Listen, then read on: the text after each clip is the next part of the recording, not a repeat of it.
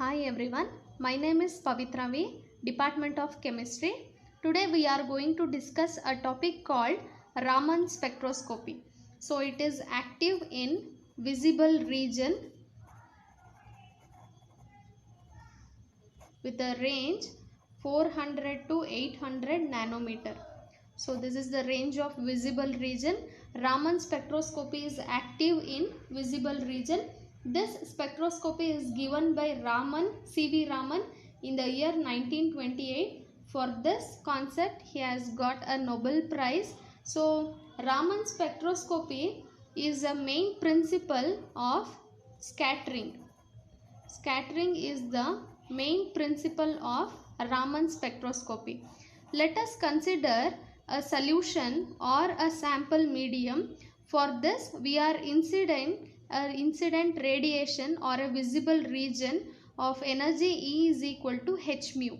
E is the energy of the radiation, that is visible region. H is Planck's constant. Mu is the frequency. Inside this solution there is not only scattering process taking place, some of the radiations will be reflected back, or some of the radiations are absorbed and some of the radiations are emitted outside, and some of the radiations they get scattered inside the solution. After scattering they are expelled out from this solution. If the expelled radiation is having a same frequency, then it is called Rayleigh scattering. After scattering also the emergent radiation having a same frequency, then it is called Rayleigh scattering. It is also called elastic scattering. Elasticity in nature, that is energy doesn't change after scattering, that is called elastic scattering or Rayleigh scattering. Sometimes the emitted radiation is having higher frequency than the incident radiation, then that is called anti-Stokes lines. Anti-Stokes lines. If the emergent radiation is having lesser frequency than the incident radiation, then it leads to the formation of Stokes lines. Then it is called Stokes lines. See, in the case of anti-Stokes lines and the Stokes lines, they are called inelastic scattering. Inelastic scattering, in which there is no same as the incident radiation. The energy is no longer same. It is higher or lower. We know that energy is directly proportional to the frequency. As the frequency increases, energy increases. Okay. When we talk about this concept in terms of wavelength, we know that energy is inversely proportional to the wavelength. As the energy increases, wavelength decreases. For this anti-Stokes lines, when we talk about the wavelength decreases when compared to the incident radiation. So from my side I suggest that you just study the concepts based on any one parameter, either in terms of frequency or in terms of wavelength. Then you will be remembered easily. You remember the concept easily, and once you remember the concept, you can be answered whatever they ask in the examination. So these are the kinds. We have a small shift in the frequency of incident radiation, like I will call this as 1, 2. Okay, so mu is greater when compared to mu2, but mu is lesser when compared to mu1. So this shift in the frequency is called Raman shift.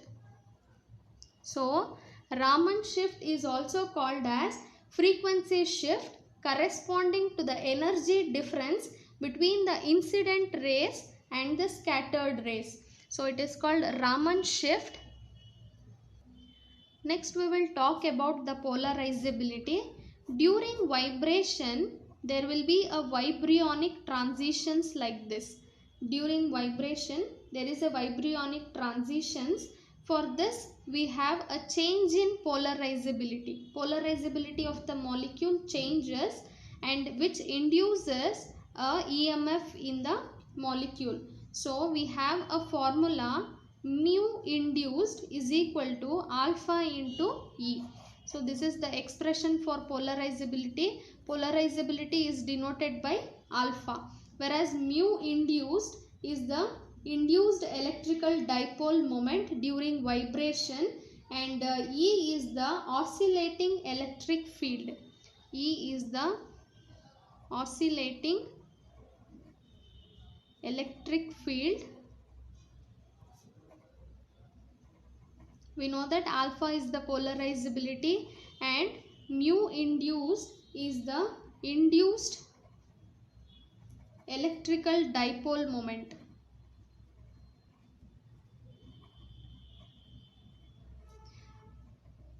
We know that for a vibration, polarizability changes, that is, the dipole moment must change during vibration is the condition for vibrational spectroscopy. When we consider a vibrating molecule, there will be a vibrionic transitions. So this is the expression for polarizability. When we discuss which are the molecules Raman active and Raman inactive, for that we are distinguishing molecules into two types. One is isotropic molecules and another one is anisotropic molecules. Isotropic molecules and anisotropic molecules. For example, when we consider a molecule, if we supply electrical energy, it will get polarized like this. Okay, it is the polarization of a molecule. In isotropic molecules, in which there is no change in the direction of polarization even if we change the electric field direction. There is no change in the polarizability direction. If we supply or if we offer electric field in this direction, then also polarization takes place in the same direction. So that is the condition. When we talk about the anisotropic molecules, if this is a molecule, when we supply or when we apply electric field in this direction, then polarizability will take place in this direction. If we apply electric field in this direction, so the polarizability will take place in this direction like this. So it can be defined as these are the one which polarization takes place in the applied dielectric field, or the polarization takes place in the direction of electric field what we are applying. So these are the two types of molecules in which the isotropic molecules are Raman inactive in nature because there is no polarizability, whereas in anisotropic molecules the direction changes, the polarizability occurs, therefore it is Raman active in nature.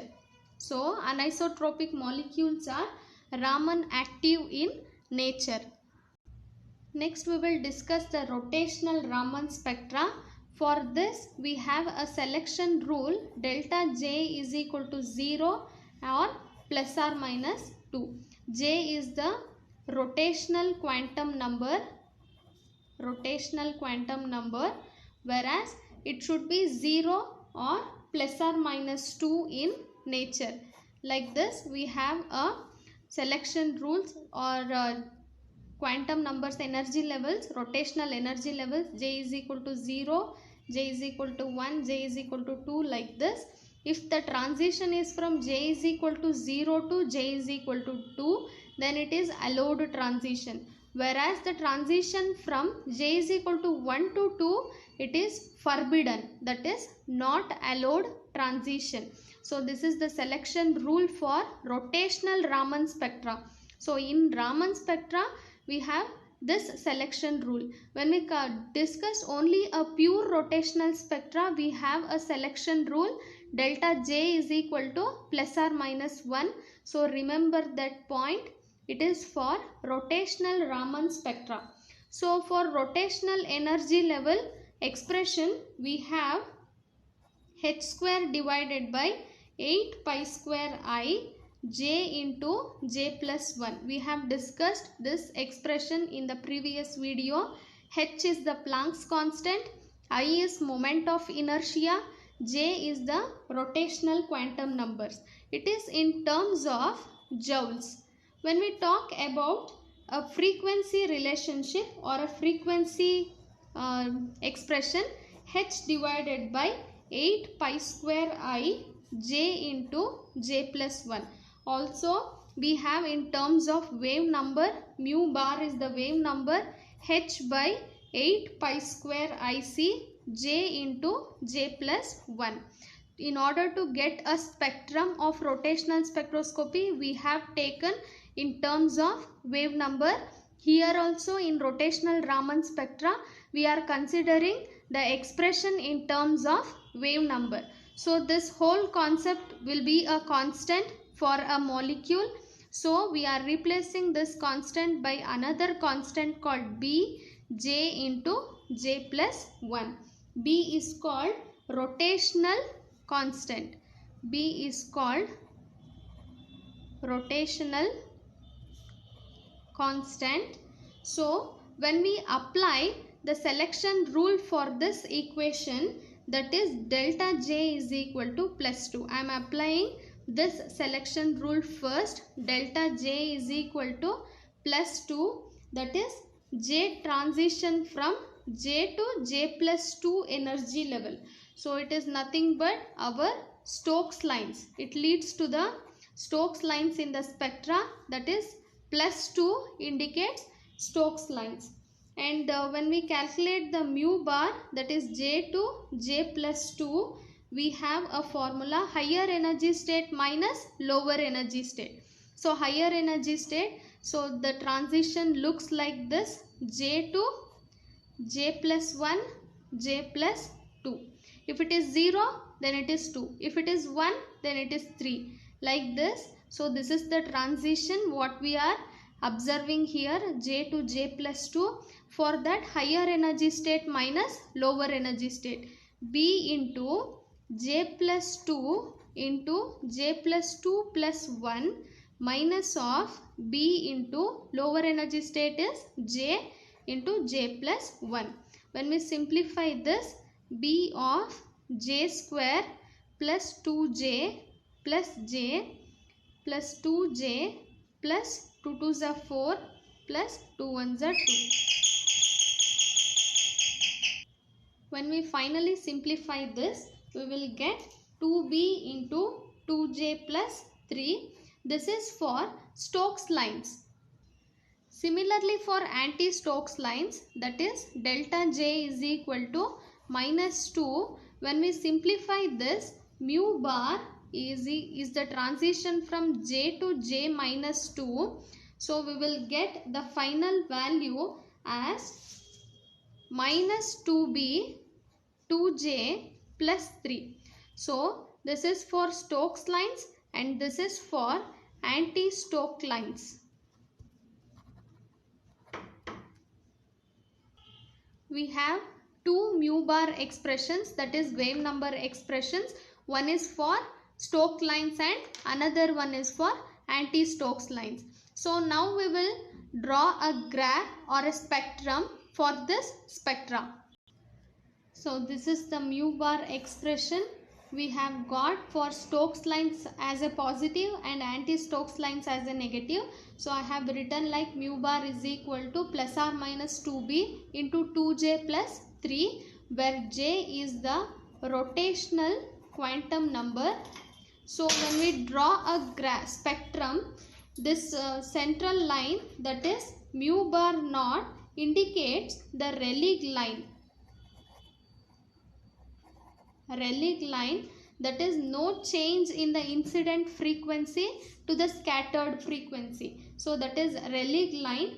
After that, we will observe a spectral lines like this in both the sides. So this left hand side is called Stokes lines. These are the Stokes lines, and whereas right hand sides are called anti-Stokes lines. So when we apply the values for j is equal to 0, 1, 2, 3, and if we calculate the values, the first line is observed to be fall at 6b value, and the further lines are falls at 10b, 14b, 18b, etc. for Stokes lines. Similarly, for anti-Stokes lines, first line will occur at 6b, after that 10b, 14b, 18b, likewise. So from the Rayleigh line, the difference of first spectral line will be 6b. After that, we will observe 4b differences. So this is the spectrum arrangement in the rotational Raman spectra. So that is similar for both Stokes lines and anti-Stokes lines. First line difference is 6b, whereas the difference of second line to third line is 4b. Third line to fourth line is also 4b. So this is very much important.